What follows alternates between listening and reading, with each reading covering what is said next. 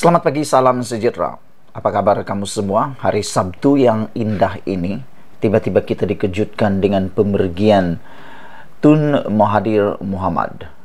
Beliau yang telah bekerja keras untuk Malaysia sebagai seorang negarawan dan juga legenda dalam Malaysia, tiba-tiba mengumumkan pemergian.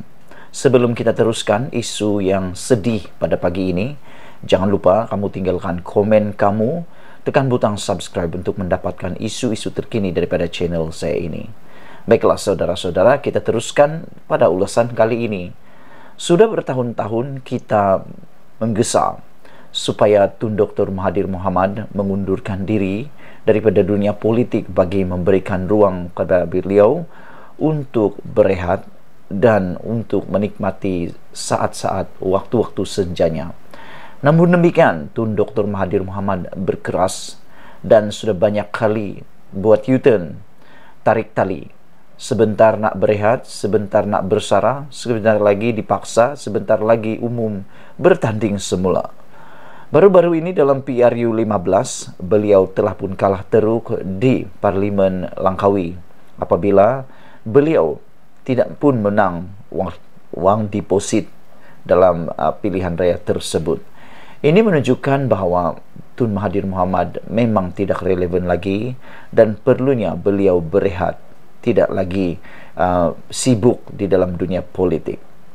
Saudara-saudara, sebelum kita teruskan, mohon kiranya Anda tinggalkan komen kamu tentang isu dan juga ulasan pada pagi ini, yaitu Tun Mahathir Mohamad umum secara sah letak jawatan sebagai pengerusi pejuang. Apakah Anda juga sependapat dengan saya bahawa ini tindakan yang tepat, ini tindakan yang sepatutnya sudah lama diambil oleh Tun Mahathir Mohamad? Saya secara pribadi amat mengagumi beliau sebagai negarawan ulung di negara ini, bahkan tidak keterlaluan jika kita katakan beliau adalah pejuang ataupun beliau adalah negarawan yang ulung bukan saja di Malaysia tetapi di seluruh dunia. Sudah waktunya untuk beliau menarik diri, untuk beliau berehat. Tinggalkan komen kamu untuk isu pada kali ini. Bekas Perdana Menteri Dr. Mahathir Mohamad meletakkan jawatan sebagai pengerusi pejuang. Aktivis keselamatan jalan raya Londo Zawawi yang juga merupakan calon pejuang di Tanjung Karang pada pilihan raya umum ke-15 mengesahkan perkara itu. Beliau berkata, memang betul dia beritahu kami Rabu lepas, katanya.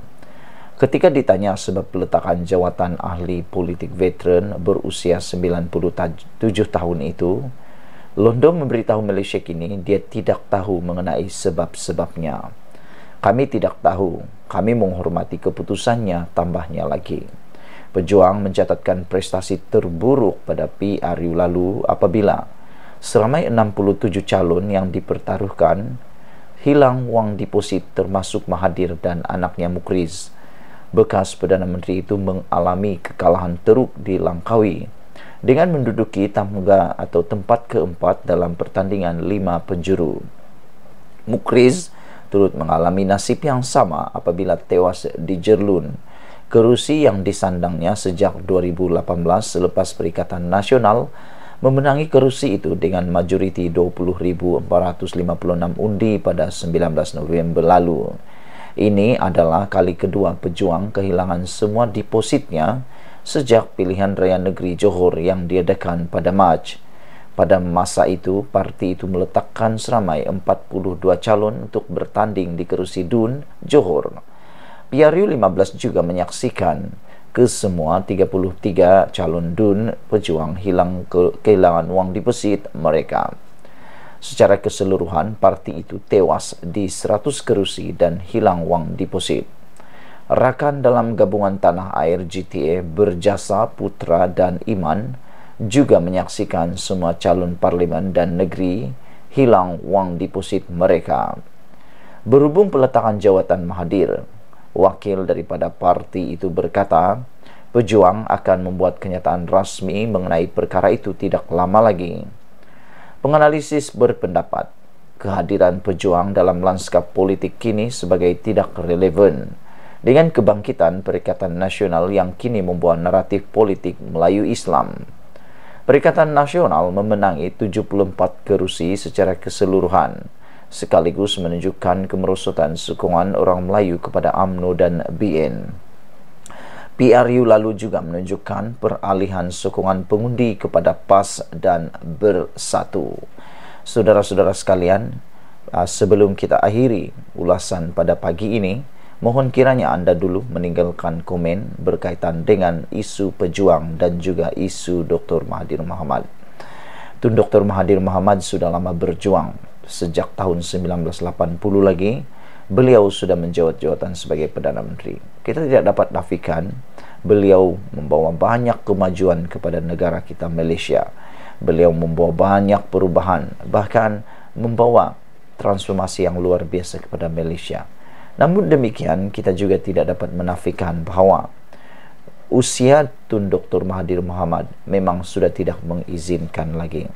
Ketika pilihan raya baru-baru di Parlimen Langkawi, kita memang dapat perhatikan kelemahan fizikal Tun Mahathir Mohamad memang membawa ataupun mengehadkan, membatasi kempen beliau. Mungkinkah itu adalah penyebab utama beliau kalah teruk di Parlimen Langkawi sehingga hilang deposit?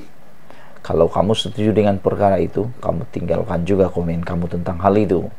Walau bagaimanapun secara pribadi bagi saya, mungkin ada juga yang mengundi di Langkawi, karena kita dengar dan kita lihat dalam komen-komen di dalam channel saya, mereka menulis salah satu sebab mereka tidak mengundi Tun Dr. Mahathir Mohamad, mereka sengaja mau supaya Tun Mahathir Mohamad kalah, supaya Tun Mahathir benar-benar mempunyai ruang untuk berehat. Mereka risau kalau dia menang lagi dengan usia 97 ditambah lagi 5 tahun sebagai ahli parlimen, bermaksud Tun Mahathir Mohamad ketika itu berusia 103 tahun, 102 tahun.